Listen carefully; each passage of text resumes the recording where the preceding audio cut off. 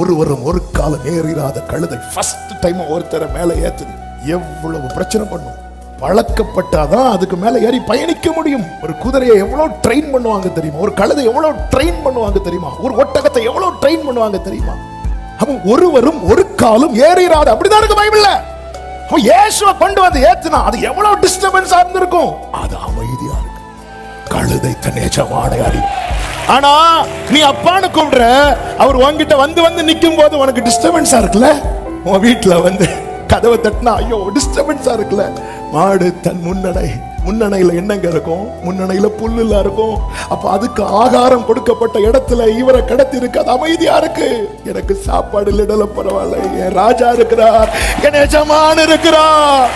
மாட்டுக்கு தெரியுது, கழுதைக்கு தெரியுது. ஜனம் மட்டும் என்ன அறிந்திருந்தா தாவீதின் குமாரன் என்று அவர் பிறப்பிலேயே கொண்டாடி இருப்பார்களே, என் ஜனம் அறியவில்லை.